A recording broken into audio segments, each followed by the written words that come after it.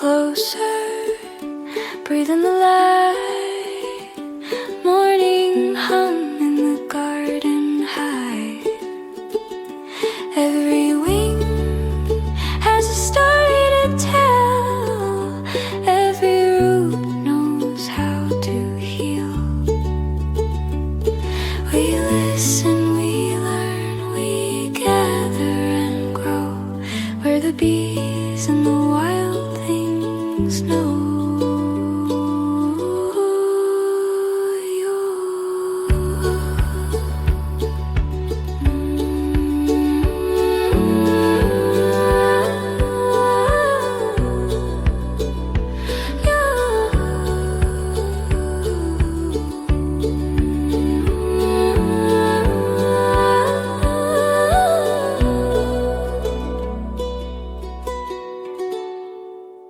Hello, bee enthusiasts. Welcome back to the Attic Bee Podcast, where we explore the wisdom of bees, the healing of nature, and the ways both can guide us toward more connected, compassionate lives. I'm your host, Jody Schramm. Today's episode is being recorded for the final week of March, which is Women's History Month. So today I want to begin with a simple question. What happens when half the population is not fully heard? And I don't mean completely silenced, because that would be obvious. I mean something more subtle than that. Voices that are filtered, interrupted, questioned, reframed, or expected to sound a certain way to be accepted. Because in many cases, women are speaking. They're present in leadership, in communities, and in decision-making spaces. But being present is not the same as being heard, and that's what we're really exploring today. What it means to truly hear women's voices, and why that responsibility doesn't belong to women alone. This is something we shape together. And as always, we'll turn to nature, especially the honeybee, to help us remember what balance can look like when it's actually working. When we talk about inclusion, it's easy to assume we've already made progress, and in many ways we have. But there's a quiet, often unspoken layer underneath that progress. Being heard isn't just about having a seat at the table. It's about what happens once you're there. It's about whether your perspective is taken seriously, whether your lived experience is considered meaningful, whether you can speak in your natural voice, or whether you've learned to adjust it to fit the room. And many women have learned to adjust, not because they lack confidence, but because they've learned how their voice will be received. So they soften their language. They add qualifiers. They become more accommodating, more aware. And that awareness can come at a cost, because energy that could go toward clarity and creativity or leadership is instead used for self-monitoring.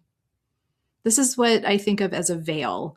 It's not always visible, and it's not always intentional, but it shapes the environment in ways that make some voices easier to hear than others. And this is where I'll come back to the hive, because when you step into the world of honeybees, you see something fundamentally different. Nearly everything that sustains the colony is carried out by females. The workers, the foragers, the nurses, all female. Even the queen isn't a ruler in the way we tend to think of leadership. She doesn't command or dominate, she contributes. And to me, one of the most fascinating parts of this is how decisions are made. When a forager bee finds a food source, she returns to the hive and performs a waggle dance. It communicates direction, distance, and quality. But the colony doesn't just automatically follow her. Other bees observe. They compare. They watch multiple dances from multiple bees, and over time, a kind of collective agreement forms. Decisions emerge from shared input. There's no hierarchy determining whose message matters most based on tone or delivery. The system is designed to receive information from many sources and make a decision that benefits the entire colony, not just one or two bees. And when I think about that, I can't help but reflect on how different that is from many of our human systems, where we often decide whose voice matters before we even hear what's being said. As a result, very often, it's only the people at the top of this power paradigm who benefit the most.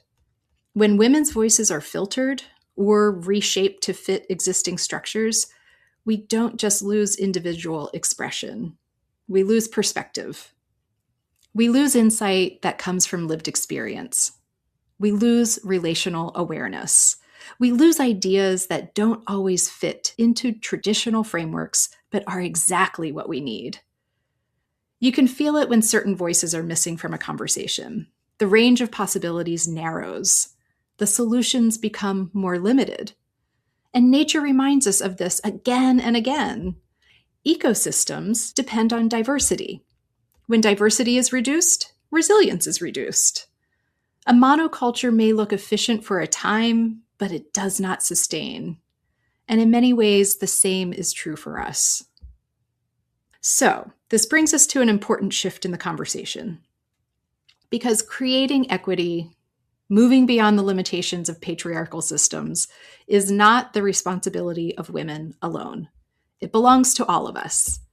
For women, there can be a quiet, ongoing practice of trusting our own voice, of noticing where we've learned to shrink or soften, and gently choosing, when it feels safe to do so, to speak more fully. And for men, there is an equally important role: to listen without immediately evaluating, to notice when a voice is being overlooked or interrupted, to create space, not as an act of obligation, but as an understanding that better outcomes come from fuller participation.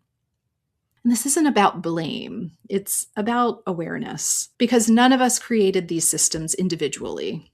We inherited so many of them without even recognizing them for what they are.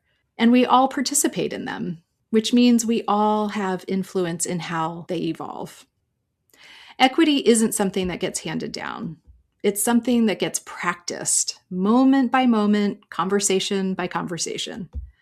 And this is deeply personal for me. I'm not only speaking about this as a woman navigating these dynamics, I'm also speaking as the mother of 4 sons.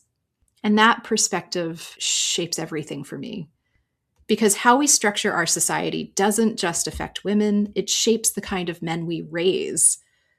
I've spent years thinking about what it means to raise boys who grow into men who are caring, respectful, and non-predatory.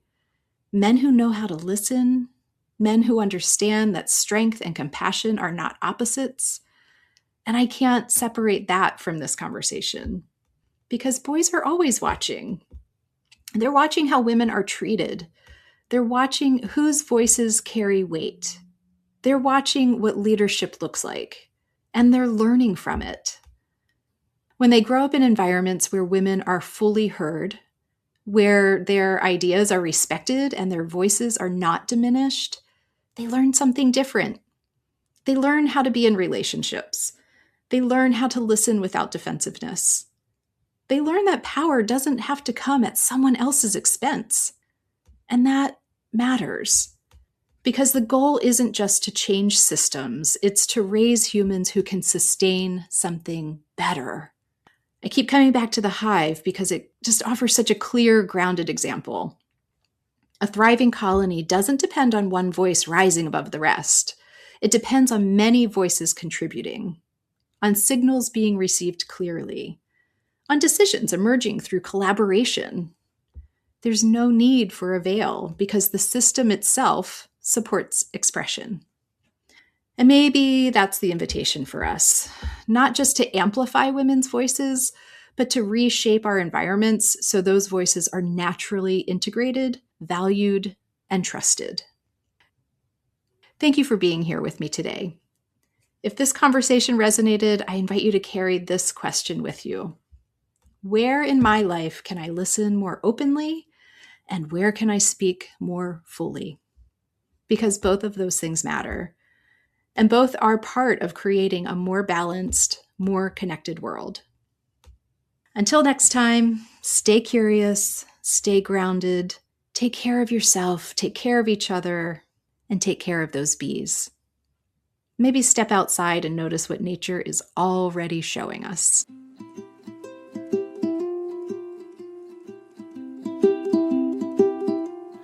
As as the day settles back into green. Let the quiet stay with you. Tend the small things, rest and remember the high